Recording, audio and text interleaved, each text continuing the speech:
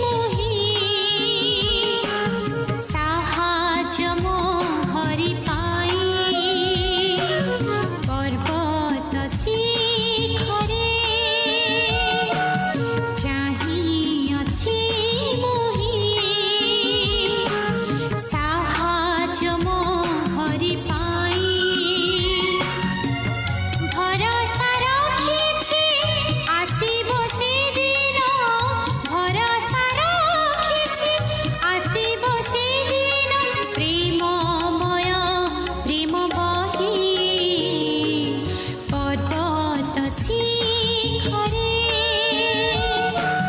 ଚାହିଁଅଛି ମୋହି ସାହାଯ୍ୟ ମୋହରି ପାଇ। ଆସନ୍ତୁ ବର୍ତ୍ତମାନ ଆମେ ପ୍ରଭୁଙ୍କର ବାକ୍ୟ ମଧ୍ୟକୁ ଯିବା। ଆଜି ଆମେ ପ୍ରେରିତ 20 ପର୍ବର 28 ପଦରୁ ଆରମ୍ଭ କରି 21 ପର୍ବର 14 ପଦ ପର୍ଯ୍ୟନ୍ତ ଅଧ୍ୟୟନ କରିବା ନିମନ୍ତେ ଯିବା। ଏଠାରେ ମୁଁ ଆପଣଙ୍କୁ ସ୍ମରଣ କରାଇଦିଏ ଯେ ଗତ ପାଠରେ ଆମେ ଦେଖିଥିଲୁ ପ୍ରେରିତ ପାଉଲ ତାହାଙ୍କର ତୃତୀୟ ପ୍ରଚାର ଯାତ୍ରାରୁ ଫେରି ଜିରୁସାଲମ ଆଡ଼କୁ ଅଗ୍ରସର ହେବା ନିମନ୍ତେ ଅତି ବ୍ୟଗ୍ର ହେଉଥିଲେ। କିନ୍ତୁ ସେ ଜିରୁସାଲମକୁ ଯିବା ପୂର୍ବରୁ ତାହାଙ୍କର ବିଶ୍ୱାସୀମାନଙ୍କୁ କେତେକ ଉପଦେଶ ଓ ପରାମର୍ଶ ସେ ଦିଅନ୍ତି। ତେବେ ଦେଖନ୍ତୁ ପ୍ରେରିତ 20 ପର୍ବର 28 ପଦରେ ଏପରି ଲେଖା ଅଛି, ତୁମେମାନେ ନିଜ ନିଜ ବିଷୟରେ ଆଉ ଯେଉଁ ମଣ୍ଡଳୀ କି ଈଶ୍ୱର ଆପଣା ନିଜ ରକ୍ତରେ କ୍ରୟ କରିଅଛନ୍ତି ତାହାଙ୍କର ସେହି ମଣ୍ଡଳୀ କି ପ୍ରତିପାଳନ କରିବା ନିମନ୍ତେ ପବିତ୍ର ଆତ୍ମା ଯେ ସମସ୍ତ ପଲ ମଧ୍ୟରେ ତୁମମାନଙ୍କୁ ଅଧ୍ୟକ୍ଷ ସ୍ୱରୂପେ ନିଯୁକ୍ତ କରିଅଛନ୍ତି ସେମାନଙ୍କ ବିଷୟରେ ସାବଧାନ ହୋଇଥାଅ। ଏହା ହିଁ ହେଉଛି ମଣ୍ଡଳୀର କର୍ମକର୍ତ୍ତାମାନଙ୍କର ମୁଖ୍ୟ ଦାୟିତ୍ୱ। ସେମାନେ ଯେ କେବଳ ମଣ୍ଡଳୀର ଦାୟିତ୍ୱ ବହନ କରିବେ ତାହା ନୁହେଁ, ମାତ୍ର ମଣ୍ଡଳୀର ପ୍ରତ୍ୟେକ ବିଶ୍ୱାସୀ ଓ ବିଶ୍ୱାସିନୀମାନଙ୍କର ଆତ୍ମିକ ଜୀବନର ଅଭାବ ପ୍ରତି ମଧ୍ୟ ଦୃଷ୍ଟି ଦେବା ଉଚିତ ଓ ସେମାନଙ୍କୁ ଈଶ୍ୱରଙ୍କ ବାକ୍ୟ ଦେଇ ସେମାନଙ୍କର ଆତ୍ମିକ କ୍ଷୁଧା ନିବାରଣ କରିବା ସଙ୍ଗେ ସଙ୍ଗେ ନିଜେ ନିଜେ ମଧ୍ୟ ଆତ୍ମିକ ଜୀବନରେ ବଳିଷ୍ଠ ହେବା ଉଚିତ ଓ ମଣ୍ଡଳୀର ଆତ୍ମିକ ଜୀବନର ଅଭିବୃଦ୍ଧି ନିମନ୍ତେ ଦୃଷ୍ଟି ଦେବା ଉଚିତ। ତାହା ଏଠାରେ ପ୍ରେରିତ ପାଉଲ ସେହି ପ୍ରାଚୀନମାନଙ୍କୁ ଜଣାଇ ଦିଅନ୍ତି ଯେପରି ତାଙ୍କର ପ୍ରସ୍ଥାନ ପରେ ମଣ୍ଡଳୀ ଦୁର୍ବଳ ନ ହୁଏ, ମାତ୍ର ଆତ୍ମିକ ଜୀବନରେ ସୁଦୃଢ଼ ଓ ଏକ ଶକ୍ତିଶାଳୀ ମଣ୍ଡଳୀ ରୂପେ ଛିଡ଼ା ହେବାକୁ ପାରେ। 29 ଓ 30 ପଦରେ ଏହିପରି ଲେଖା ଅଛି, ମୋର ପ୍ରସ୍ଥାନ ପରେ ଦୁରନ୍ତ ବାଘଗୁଡ଼ାକ ଯେ ତୁମାନଙ୍କ ମଧ୍ୟରେ ପ୍ରବେଶ କରି ପଲ ପ୍ରତି ନିର୍ଦ୍ଦୟ ବ୍ୟବହାର କରିବେ, ପୁଣି ତୁମାନଙ୍କ ମଧ୍ୟରୁ ସୁଦ୍ଧା ଲୋକେ ଉଠି ଶିଷ୍ୟମାନଙ୍କୁ ଆପଣାମାନଙ୍କ ପଛରେ ଟାଣି ନେବା ନିମନ୍ତେ ବିପରୀତ କଥାଗୁଡ଼ାକ କହିବେ, ଏହା ମୁଁ ଜାଣେ। ଦେଖନ୍ତୁ ପାଉଲ ଏଠାରେ ଅତି ସ୍ପଷ୍ଟ ଭାବରେ ସେମାନଙ୍କୁ ଜଣାଇ ଦିଅନ୍ତି ଯେ ତାହାଙ୍କ ପ୍ରସ୍ଥାନ ପରେ ଏହିପରି ଅନେକ ଭ୍ରାନ୍ତ ଶିକ୍ଷକମାନେ ଉଠିବେ ଯେଉଁମାନେ କି ଭ୍ରାନ୍ତ ଶିକ୍ଷା ପ୍ରଦାନ କରି ମଣ୍ଡଳୀ ମଧ୍ୟରେ ଦଳଭେଦ ଓ ମତଭେଦ ସୃଷ୍ଟି କରିବେ ଓ ଅନେକଙ୍କୁ ସେମାନଙ୍କ ବିଶ୍ୱାସ ମତରୁ ଓହରାଇ ଆଣି ସେମାନଙ୍କ ପଛରେ ଟାଣି ନେବେ, ଫଳରେ ମଣ୍ଡଳୀ ଛିନ୍ନଭିନ୍ନ ହୋଇଯିବ। ଏହା ଘଟିବ ବୋଲି ପାଉଲ ତାହା ଜାଣି ପୂର୍ବରୁ ସେମାନଙ୍କୁ ସତର୍କ କରାଇ ଦିଅନ୍ତି। ପ୍ରିୟ ବନ୍ଧୁ, ଏହା ହେଉଛି ଶୟତାନର କାର୍ଯ୍ୟ ଯେ ସଦାବେଳେ ଈଶ୍ୱରଙ୍କ ଲୋକମାନଙ୍କର ଓ ତାହାଙ୍କ ବାକ୍ୟର ବିରୁଦ୍ଧରେ ଯାଇ ଲୋକମାନଙ୍କୁ ଈଶ୍ୱରଙ୍କ ବାକ୍ୟ ଶୁଣିବାରୁ ବଞ୍ଚିତ କରେ। ସେ ଚାହେଁ ନାହିଁ ଲୋକମାନେ ଈଶ୍ୱରଙ୍କ ବାକ୍ୟ ଶୁଣନ୍ତୁ, ତେଣୁକରି ସେ ବିଭିନ୍ନ ପ୍ରକାର ପ୍ରତିବନ୍ଧକ ସୃଷ୍ଟି କରେ ଯେପରି ଲୋକମାନେ ଈଶ୍ୱରଙ୍କ ବାକ୍ୟ ଶୁଣିବାରୁ ବଞ୍ଚିତ ହୁଅନ୍ତି। କେବଳ ମଣ୍ଡଳୀ ମଧ୍ୟରେ ନୁହେଁ, ମାତ୍ର ପ୍ରତ୍ୟେକ କ୍ଷେତ୍ରରେ ଈଶ୍ୱରଙ୍କ ବାକ୍ୟ ପ୍ରଚାରିତ ନ ହୁଏ ଏଥିନିମନ୍ତେ ମଧ୍ୟ ପ୍ରତିବନ୍ଧକ ସୃଷ୍ଟି କରେ। ଆପଣ ନିଜେ ମଧ୍ୟ ତାହା ଅନେକ ସମୟରେ ଅନୁଭବ କରିଥିବେ।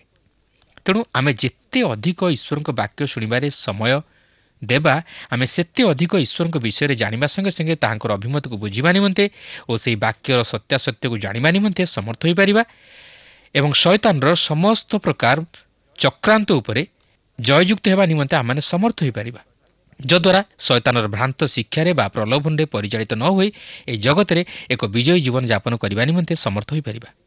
31 ଓ 32 ପଦରେ ଏହିପରି ଲେଖା ଅଛି, ଅତଏବ ତୁମେମାନେ ଜାଗି ରୁହ, ଆଉ ମୁଁ 3 ବର୍ଷ ପର୍ଯ୍ୟନ୍ତ ଦିବାରାତ୍ର ଅଶ୍ରୁପାତ ସହିତ ପ୍ରତ୍ୟେକ ଜଣକୁ ଚେତନା ଦେବାକୁ ଯେ କ୍ଷାନ୍ତ ହୋଇନଥିଲି ଏହା ସ୍ମରଣ କର। ଏବେ ମୁଁ ତୁମମାନଙ୍କୁ ପ୍ରଭୁଙ୍କଠାରେ ଓ ତାହାଙ୍କ ଅନୁଗ୍ରହର ବାକ୍ୟ ନିକଟରେ ସମର୍ପଣ କରୁଅଛି। ସେ ତୁମମାନଙ୍କୁ ନିଷ୍ଠାବାନ କରିବା ନିମନ୍ତେ ଓ ପବିତ୍ରୀକୃତ ସମସ୍ତଙ୍କ ମଧ୍ୟରେ ଅଧିକାର ଦେବା ନିମନ୍ତେ ସମର୍ଥ ଅଟନ୍ତି। ପାଉଲ ସେମାନଙ୍କୁ ଈଶ୍ୱରଙ୍କଠାରେ ଓ ତାହାଙ୍କ ଅନୁଗ୍ରହର ବାକ୍ୟ ନିକଟରେ ସମର୍ପିତ କରାନ୍ତି। ତାହା ହିଁ କେବଳ ଆମେ ନିଜର ଲୋକମାନଙ୍କୁ ପରିତ୍ୟାଗ କରିବା ସମୟରେ କରିପାରିବା। 33 ଓ 34 ପଦରେ ଲେଖା ଅଛି, ମୁଁ କାହାରି ରୂପା କି ସୁନା କି ବସ୍ତ୍ର ଲୋଭ କରିନଥିଲି। ଏହି ହାତ ଦୁଇଟି ଯେ ମୋର ଓ ମୋ ସଙ୍ଗୀମାନଙ୍କର ଅଭାବ ପୂରଣ ନିମନ୍ତେ ସେବା କରି ଆସୁଅଛି, ଏହା ତୁମମାନେ ନିଜେ ଜାଣ।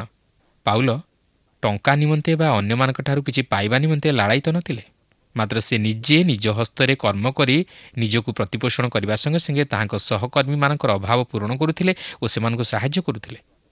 35ରୁ 38 ପଦରେ ଲେଖା ଅଛି, ଏହି ପ୍ରକାରେ ପରିଶ୍ରମ କରି ଦୁର୍ବଳମାନଙ୍କୁ ସାହାଯ୍ୟ କରିବା, ପୁଣି ଗ୍ରହଣ କରିବା ଅପେକ୍ଷା ଦାନ କରିବା ଅଧିକ ଶ୍ରେୟସ୍କର। ପ୍ରଭୁ ଯୀଶୁ ସ୍ୱୟଂ ଏହି ଯେଉଁ କଥା କହିଅଛନ୍ତି ତାହା ସ୍ମରଣ କରିବା ତୁମମାନଙ୍କର ଯେ ଉଚିତ, ଏହି ସମସ୍ତ ବିଷୟରେ ମୁଁ ତୁମମାନଙ୍କୁ ଦୃଷ୍ଟାନ୍ତ ଦେଖାଇଅଛି।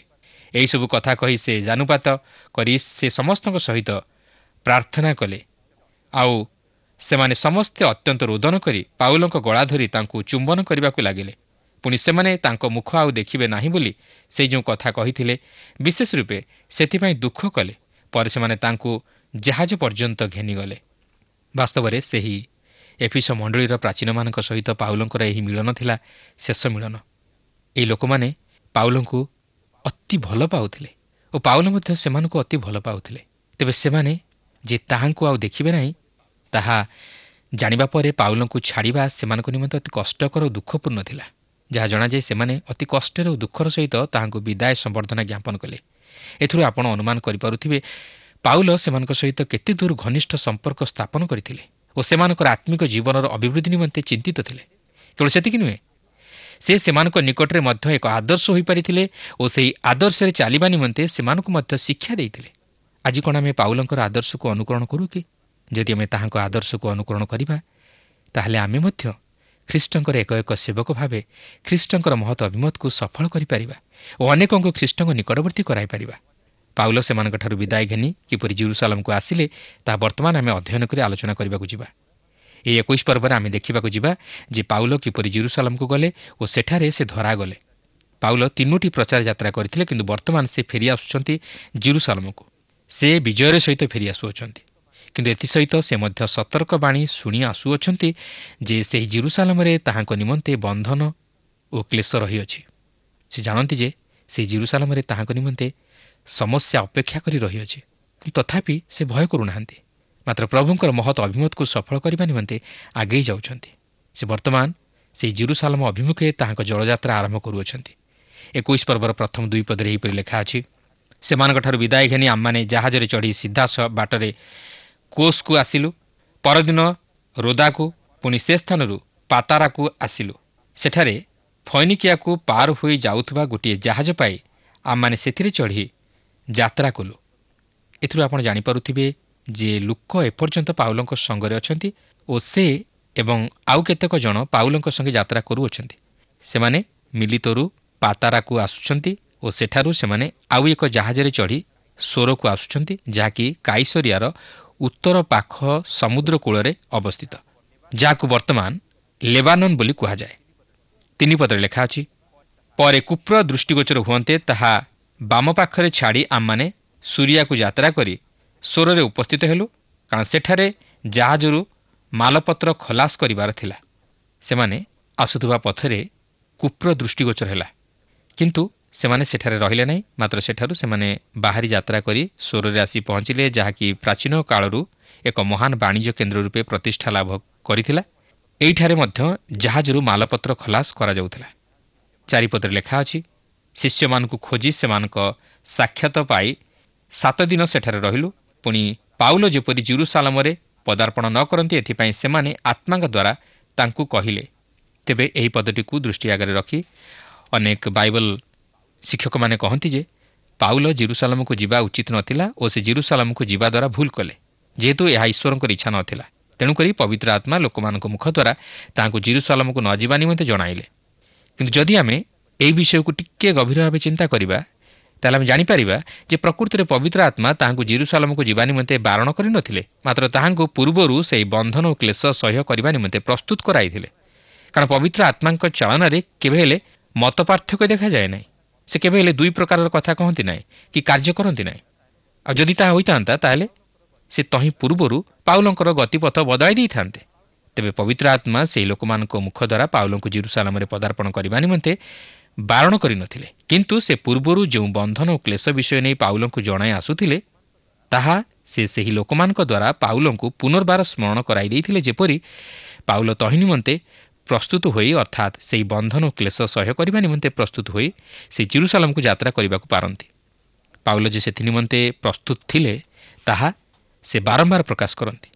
ସେ ପ୍ରଭୁ ଯୀଶୁଙ୍କ ନିମନ୍ତେ ତାହାଙ୍କର ଜୀବନ ଦେବାକୁ ପୁରାପୁରି ଇଚ୍ଛୁକ ଥିଲେ। ତେଣୁକରି ସେହି ପ୍ରକାର ଦୃଷ୍ଟିକୋଣ ନେଇ ଏହି ପଦଟିକୁ ବୁଝିବା ଉଚିତ।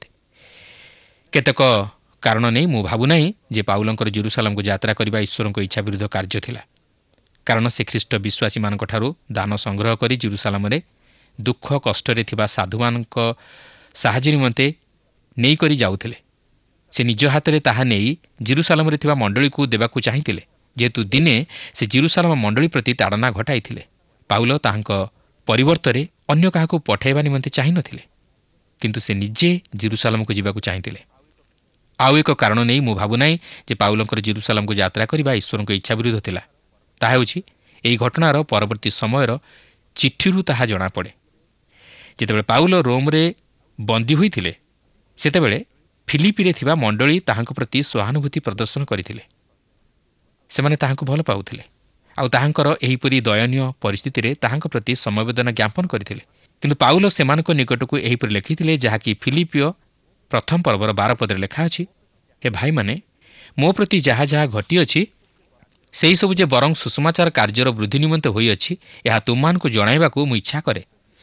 ତେଣୁ ଏଥିରୁ ସୁସ୍ପଷ୍ଟ ହୁଏ ଯେ ପାଉଲଙ୍କ ପ୍ରତି ଯାହା ଯାହା ଘଟିଥିଲା ସେହିସବୁ ସୁସମାଚାର ପ୍ରଚାର ନିମନ୍ତେ ପ୍ରତିବନ୍ଧକ ସ୍ୱରୂପ ନଥିଲା, ବରଂ ସୁସମାଚାର ଅଧିକରୁ ଅଧିକ ପ୍ରଚାରିତ ହେଲା।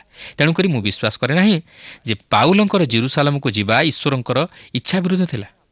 ଆହୁରି ମଧ୍ୟ ଆପଣ ଦେଖିବେ ଯେ ପାଉଲଙ୍କର ଜୀବନରେ ପରିବର୍ତ୍ତନ ଆସିବା ପରେ ପ୍ରଭୁ ହନନୀୟଙ୍କୁ ଦେଖାଦେଇ ତାହାଙ୍କୁ କହନ୍ତି, ଯାଅ, କାରଣ ସେ ବିଜାତି ରାଜା ଓ ଇସ୍ରାଏଲର ସନ୍ତାନମାନଙ୍କ ସମ୍ମୁଖରେ ଆମ୍ଭର ନାମ ବହନ କରିବା ନିମନ୍ତେ ଆମ୍ଭର ଜଣେ ମନୋନୀତ ପାତ୍ର ଅଟେ। ଯେଣୁ ଆମ୍ଭର ନାମ ସକାଶେ ତାହାକୁ ଯେ କେତେ ଦୁଃଖ ଭୋଗ କରିବାକୁ ହେବ ତାହା ଆମ୍ଭେ ତାହାକୁ ଜଣାଇବା। ତେବେ ଏପର୍ଯ୍ୟନ୍ତ ଆମେ ପ୍ରେରିତ ପୁସ୍ତକଟି ଅଧ୍ୟୟନ କରି ଆସିବା ମଧ୍ୟରେ ପ୍ରେରିତ ପାଉଲ ରାଜା କିଏ ବା ଶାସନକର୍ତ୍ତାମାନଙ୍କ ସମ୍ମୁଖରେ ଆସି ଠିଆ ହେବାର ଦେଖିନାହୁଁ। କିନ୍ତୁ ଆମେ ଜାଣୁ ଯେ ଏହା ହେଉଛି ଈଶ୍ୱରଙ୍କର ଇଚ୍ଛା ଯେପରି ସେ ରାଜା ଓ ଶାସନକର୍ତ୍ତାମାନଙ୍କ ସମ୍ମୁଖରେ ବିଚାରିତ ହୁଅନ୍ତୁ। ପରବର୍ତ୍ତୀ ଅଧ୍ୟାୟରେ ଆମେ ଦେଖିବାକୁ ପାରିବା ଯେ ପାଉଲ ରାଜାମାନଙ୍କ ସମ୍ମୁଖକୁ ଅଣାଯିବେ। ସେ ରାଜା ଆଗ୍ରିପାଙ୍କ ସମ୍ମୁଖରେ ଠିଆ ହେବେ। ସମ୍ଭବତଃ ସେ ରୋମ୍ରେ ନିରୋଙ୍କ ସମ୍ମୁଖରେ ମଧ୍ୟ ଛିଡ଼ା ହୋଇଥିଲେ। ଶେଷରେ ଆମେ 2 ତିମୋଥୀ 4 ପର୍ବର 7 ପଦଟିକୁ ଯଦି ପାଠ କରିବା ତାହେଲେ ସେଠାରେ ପାଉଲ ଏହିପରି ଉଲ୍ଲେଖ କରନ୍ତି, ମୁଁ ନିରୂପିତ ପଥର ଶେଷ ପର୍ଯ୍ୟନ୍ତ ଦୌଡ଼ିଅଛି। ଏହା ତାହାଙ୍କ ଜୀବନର ଶେଷ ପର୍ଯ୍ୟାୟରେ ଲେଖାଯାଇଥିଲା। ତେଣୁ ଏଥିରୁ ଜଣାଯାଏ ଯେ ସେ କେବେ ହେଲେ ଈଶ୍ୱରଙ୍କ ଇଚ୍ଛା ବିରୁଦ୍ଧରେ ଯାଇନଥିଲେ। ଯଦି ତାହା ହୋଇଥାନ୍ତା ତାହେଲେ ସେ ତାହାଙ୍କର ଲକ୍ଷ୍ୟସ୍ଥଳରେ ପହଞ୍ଚି ପାରିନଥାନ୍ତେ। ଯଦି ପାଉଲ ଈଶ୍ୱରଙ୍କ ଇଚ୍ଛା ବିରୁଦ୍ଧରେ ଯାଇଥାନ୍ତେ ତାହେଲେ ସେ କେବେ ହେଲେ କହିପାରିନଥାନ୍ତେ, ମୁଁ ନିରୂପିତ ପଥର ଶେଷ ପର୍ଯ୍ୟନ୍ତ ଦୌଡ଼ିଅଛି। ତେବେ ଆପଣ କେତେଦୂର ଏଥିରେ ମୋ ସହିତ ଏକମତ ତାହା ମୁଁ ଜାଣେ ନା, ମାତ୍ର ଏହା ସତ୍ୟ ଯେ ପାଉଲ ଈଶ୍ୱରଙ୍କ ଇଚ୍ଛା ଅନୁଯାୟୀ ଜେରୁସାଲେମକୁ ଯାତ୍ରା କରିଥିଲେ। ତା ନ ହୋଇଥିଲେ ସେ ଏକ ପାଦ ଆଗେଇ ପାରିନଥାନ୍ତେ କି ଈଶ୍ୱରଙ୍କ ଅଭିମତ ତାହାଙ୍କ ଜୀବନରେ ସଫଳ ହୋଇପାରିନଥାନ୍ତା। କିନ୍ତୁ ପାଉଲଙ୍କର ଜେରୁସାଲେମକୁ ଯାତ୍ରା ଈଶ୍ୱରଙ୍କ ଇଚ୍ଛା ବିରୁଦ୍ଧ ନଥିଲା। 5 ପଦରେ ଲେଖା ଅଛି, ସେହି 7 ଦିନ ରହିଲା ଉତ୍ତାରେ ଆମମାନେ ପ୍ରସ୍ଥାନ କରି ଯାତ୍ରା କଲୁ। ପୁଣି ସେମାନେ ସମସ୍ତେ ସ୍ତ୍ରୀ ଓ ପିଲା ପିଲିଙ୍କ ସହିତ ନଗରର ବାହାର ପର୍ଯ୍ୟନ୍ତ ଆମମାନଙ୍କୁ ଛାଡ଼ିବା ନିମନ୍ତେ ଆସିଲେ। 6 ପଦରେ ବି ଲେଖା ଅଛି, ଆଉ ସମୁଦ୍ର କୂଳରେ ଜାନୁପାତ କରି ଆମ୍ଭେମାନେ ପ୍ରାର୍ଥନା କଲୁ। ପୁଣି ପରସ୍ପରଠାରୁ ବିଦାୟ ଘେନିଲୁ। ପରେ ଆମ୍ଭେମାନେ ଜାହାଜରେ ଚଢ଼ିଲୁ, ଆଉ ସେମାନେ ଘରକୁ ବାହୁଡ଼ିଗଲେ। ପୁନର୍ବାର ପାଉଲ ଏଠାରେ ଏକ ସୁନ୍ଦର ବିଷୟ ସାଧନ କରୁଅଛନ୍ତି। ପାଉଲ ଓ ତାହାଙ୍କ ସହିତରେ ଥିବା ଲୋକମାନେ ସେହି ସମୁଦ୍ର କୂଳରେ ଆଣ୍ଠେଇକି ପ୍ରାର୍ଥନା କଲେ। ପ୍ରିୟ ବନ୍ଧୁ, ଆଣ୍ଠେଇକି ପ୍ରାର୍ଥନା କରିବା ସବୁଠାରୁ ସୁନ୍ଦର ବିଷୟ। କିନ୍ତୁ ସେ ଯାହା ହେଉନା କାହିଁକି ଆପଣ ଯେକୌଣସି ସ୍ଥାନରେ ଯେଉଁପରି ଭାବେ ପ୍ରାର୍ଥନା କରିପାରିବେ ତହିଁରେ କିଛି କଡ଼ାକଡ଼ି ନିୟମ ନାହିଁ। କିନ୍ତୁ ଯେତେବେଳେ ଆମେ ପ୍ରଭୁଙ୍କ ଉପସ୍ଥିତି ମଧ୍ୟକୁ ଆସି ତାହାଙ୍କ ନିକଟରେ ପ୍ରାର୍ଥନା କରୁ, ଆମେ ଆଣ୍ଠେଇକି ପ୍ରାର୍ଥନା କରିବାକୁ ଚେଷ୍ଟା କରିବା, କାରଣ ତାହା ସବୁଠାରୁ ଭଲ ଉପାୟ। ଏତଦ୍ୱାରା ଆମମାନଙ୍କ ଜୀବନରେ ନମ୍ରତାର ଭାବ ଉଦ୍ରେକ ହୁଏ ଓ ପ୍ରଭୁ ମଧ୍ୟ ଏହିପରି ପ୍ରାର୍ଥନାକୁ ବିଶେଷରେ ଶୁଣନ୍ତି। ତେବେ ଏହିପରି ଭାବେ ପ୍ରେରିତ ପାଉଲ ସେମାନଙ୍କଠାରୁ ବିଦାୟ ନେଇ ପୁନର୍ବାର ଜାହାଜରେ ଚଢ଼ିଲେ ଓ ଜେରୁସାଲେମ ଅଭିମୁଖେ ଜଳଯାତ୍ରା ଆରମ୍ଭ କଲେ। 7 ପଦରେ ଲେଖା ଅଛି, ଆମେମାନେ ସୋରରୁ ଜଳଯାତ୍ରା ଶେଷ କରି ପତଲମାଇରେ ପହଞ୍ଚିଲୁ ଓ ଭାଇମାନଙ୍କୁ ନମସ୍କାର କରି ଗୋଟିଏ ଦିନ ସେମାନଙ୍କ ସହିତ ରହିଲୁ। ମୁଁ ମଧ୍ୟ ଭାବି ଆଶ୍ଚର୍ଯ୍ୟ ହୁଏ ଯେ ପାଉଲ କାହିଁକି ସେହି ସ୍ଥାନରେ ଦୀର୍ଘ ଦିନ ଧରି ରହିଲେ ନାହିଁ। ଆପଣ ଦେଖନ୍ତୁ, ସେହି ସ୍ଥାନର ଲୋକମାନେ ଅତି ଚମତ୍କାର ଭାବେ ପାଉଲଙ୍କର ପ୍ରଚାର ଶୁଣିଲେ। ଅନେକ ବିଶ୍ୱାସୀମାନେ ମଧ୍ୟ ସେହି ସମୟରେ ସେହି ସ୍ଥାନରେ ଓ ତହିଁର ଆଖପାଖ ଅଞ୍ଚଳରେ ଥିଲେ। ପାଉଲ ଚାହିଁଥିଲେ ସେହି ସ୍ଥାନରେ ଅଧିକ ଦିନ ରହି ପ୍ରଚାର କାର୍ଯ୍ୟ କରିପାରିଥାନ୍ତେ, କିନ୍ତୁ ସେ ସେଠାରେ ରହିବାକୁ ଇଚ୍ଛା କଲେ ନାହିଁ। ମାତ୍ର ଜେରୁସାଲେମକୁ ଯିବା ନିମନ୍ତେ ବ୍ୟଗ୍ର ହେଲେ, ଯେହେତୁ ଈଶ୍ୱରଙ୍କ ଇଚ୍ଛା ତାହାଙ୍କ ଜୀବନରେ ସଫଳ ହେବାକୁ ଯାଉଥିଲା। ଦେଖନ୍ତୁ, ସେହି ସ୍ୱରରୁ ସେ କାଇସରିଆକୁ ଆସୁଅଛନ୍ତି, ଯାହାକି 21 ପର୍ବର 8 ପଦରେ ଲେଖା ଅଛି। ପରଦିନ ଆମମାନେ ପ୍ରସ୍ଥାନ କରି କାଇସରିଆକୁ ଗଲୁ, ଆଉ 7 ଜଣଙ୍କ ମଧ୍ୟରେ ଅନ୍ତର୍ଗତ ସୁସମାଚାର ପ୍ରଚାରକ ଫିଲିପଙ୍କ ଗୃହରେ ପ୍ରବେଶ କରି ତାଙ୍କ ସାଙ୍ଗରେ ରହିଲୁ। ଦେଖନ୍ତୁ, ପାଉଲ ଏହିପରି ଭାବେ ସ୍ଥାନକୁ ସ୍ଥାନ ଯାତ୍ରା କରିଥିଲେ। ସେ ସେହି କାଇସରିଆରେ ପହଞ୍ଚି ସେଠାରୁ ବିଭିନ୍ନ ସ୍ଥାନକୁ ଯାଇ ସୁସମାଚାର ପ୍ରଚାର କଲେ। ଯେହେତୁ ପାଉଲଙ୍କ ସମୟରେ କୌଣସି ବସ୍ ଚଳାଚଳର ସୁବିଧା ନଥିଲା, ତେଣୁକରି ପାଉଲ ନିଶ୍ଚିତ ଭାବେ ପାଦରେ ଚାଲି ଚାଲି ଯାଇ ସୁସମାଚାର ପ୍ରଚାର କରିଥିବେ। ବାସ୍ତବରେ ସେ କିପରି ଚମତ୍କାର ଭାବେ ପ୍ରଚାର କାର୍ଯ୍ୟ କରୁଥିଲେ ତାହା ଚିନ୍ତା କରି ହୁଏ ନାହିଁ। ଭାବି ଦେଖନ୍ତୁ, ପ୍ରଥମତରେ ସେ କିପରି ତାହାଙ୍କର ବିଶ୍ୱାସୀମାନଙ୍କ ସହିତ ମିଳିତ ହୋଇଥିବେ। ତାହାଙ୍କର ପ୍ରଚାର ବାସ୍ତବରେ ଚମତ୍କାର ଥିଲା। ଓ ସେ ମଧ୍ୟ ଏହା କରିବା ନିମନ୍ତେ ସୁଯୋଗ ପାଇଥିଲେ। ତାଙ୍କର ବିଶ୍ୱାସୀମାନଙ୍କୁ ଦେଖି ତାଙ୍କର ମନ ଆନନ୍ଦରେ ଭରିଯାଇଥିବ ଓ ସେ ଅତିରିକ୍ତ ଖୁସି ହୋଇଯାଇଥିବେ ତାଙ୍କର ସେହି ପରିଶ୍ରମର ଫଳକୁ ଦେଖି। ତେବେ ପାଉଲ ଆସି ଫିଲିପଙ୍କ ଗୃହରେ ପହଞ୍ଚି ଯାଇଛନ୍ତି, ଯେ କି 7 ଜଣ ସୁସମାଚାର ପ୍ରଚାରକମାନଙ୍କ ମଧ୍ୟରୁ ଜଣେ ଥିଲେ। 9 ପଦରେ ଲେଖା ଅଛି, ତାଙ୍କର 4 ଜଣ କୁମାରୀ କନ୍ୟା ଥିଲେ, ସେମାନେ ଭାବବାଦିନୀ ଥିଲେ। ଫିଲିପ ଜଣେ ସୁସମାଚାର ପ୍ରଚାରକ ଥିଲେ ଓ ତାଙ୍କର 4 ଜଣ କୁମାରୀ କନ୍ୟା ଥିଲେ ଓ ସେମାନେ ଭାବବାଦିନୀ ଥିଲେ। ଏହାର ଅର୍ଥ ସେହି ସମୟରେ ସ୍ତ୍ରୀ ଲୋକମାନେ ମଣ୍ଡଳୀ ମଧ୍ୟରେ ମୁଖ୍ୟ ସ୍ଥାନ ଅଧିକାର କରିଥିଲେ। ସେମାନେ ଭାବବାଣୀ କହିବାର ଦାନ ପ୍ରାପ୍ତ ହୋଇଥିଲେ। ନୂତନ ନିୟମ ଏହି ସମୟ ପର୍ଯ୍ୟନ୍ତ ଲିଖିତ ଆକାରରେ ପ୍ରକାଶିତ ହୋଇନଥିଲା। ତେଣୁକରି ଭାବବାଣୀ କହିବାର ଦାନ ମଣ୍ଡଳୀ ମଧ୍ୟରେ ଆବଶ୍ୟକ କରୁଥିଲା। 10 ଓ 11 ପଦରେ ଲେଖା ଅଛି, ସେହି ସ୍ଥାନରେ ଆମ୍ଭେମାନେ ଅନେକ ଦିନ ରହିଲା ପରେ ଆଗାବ ନାମକ ଜଣେ ଭାଓବାଦୀ ଜିହୁଦା ପ୍ରଦେଶରୁ ଆସିଲେ। ସେ ଆମମାନଙ୍କ ନିକଟକୁ ଆସି ପାଉଲଙ୍କ କଟିବନ୍ଧନ ଘେନି ଆପଣା ହସ୍ତପଦ ବନ୍ଧନ କରି କହିଲେ, ପବିତ୍ର ଆତ୍ମା ଏହା କହନ୍ତି, ଏହି କଟିବନ୍ଧନର ଅଧିକାରୀଙ୍କି ଜେରୁସାଲେମ ନିବାସୀ ଜିହୁଦୀମାନେ ଏହିପରି ବାନ୍ଧି ବିଜାତିମାନଙ୍କ ହସ୍ତରେ ସମର୍ପଣ କରିବେ। ପାଉଲ ସେହି ଜେରୁସାଲେମକୁ ଯିବା ସମୟରେ ତାହାଙ୍କ ପ୍ରତି କ'ଣ ଘଟିବାକୁ ଯାଉଅଛି ତାହା ପବିତ୍ର ଆତ୍ମା ପୂର୍ବରୁ ତାହାଙ୍କୁ ଜଣାଇ ଦିଅନ୍ତି।